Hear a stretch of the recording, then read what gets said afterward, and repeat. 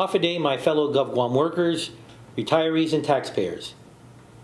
Over the past 2.5 years, we've sacrificed a lot together so that we could get our government to a good place. Together, we paid tax refunds and made our people whole. Together, we eliminated the deficit and got line agency vendors paid faster. We finally got to a place where we could pay increments and merit bonuses for the first time ever. Now, before we came to office, merit bonuses were a figment of politicians' imaginations.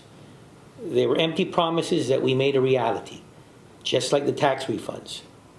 And we'll be paying something else that's never been paid, promised compensation. We are able to do these things because we've been honest about finances and careful with spending. It's because we are prudent and not political. Now, if we become political about these things, then we'll be right back to where we were. We'll have a deficit, and there won't be money for the promises. There won't be money for the pay raises, or the COLA, or the merit bonuses, or tax refunds. It's easy for the legislative majority to promise the farm away on a piece of paper called a budget.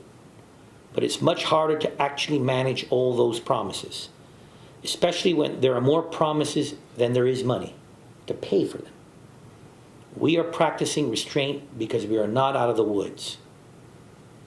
I don't want to be a governor who lies to Gov Guam workers and retirees.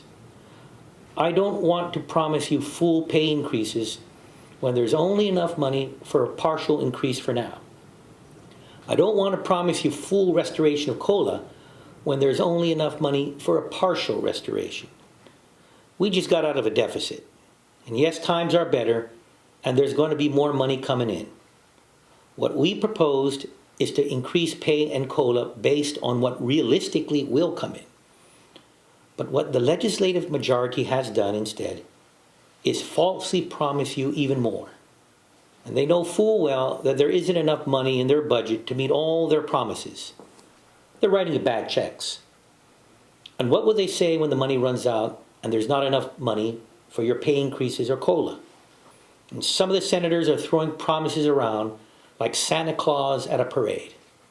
And I'm appealing to you, each and every Gov Guam worker and retiree, to remember that it was our fiscal policies that finally got tax refunds, merit bonuses, increments, and so much more done. These payments were made because we were realistic and honest. Despite year after year of empty promises and hot air from the legislative leadership, we have the record to back up what we say, and they have a record of deficits that robbed you of your pay. This is what we can afford, and what I'm proposing in a new budget: phased-in implementation of the hay raises, an increase to COLA to $1,500 annually, more than enough in the provision for tax refunds, and enough funding for the operational needs of the public safety and health agencies. The trust we have means something to Ray and to me, and to the senators willing to stand against Gov Guam's sordid history of empty promises. So far, those senators include Tony Ada, Alinia Mashita, Chris Duenas, Mike Limtiaco, Brant McCready, and Tommy Morrison. Responsible public servants. I invite other senators to join in making this right for our employees, retirees, and the taxpayers of Guam. Thank you, and God bless you all.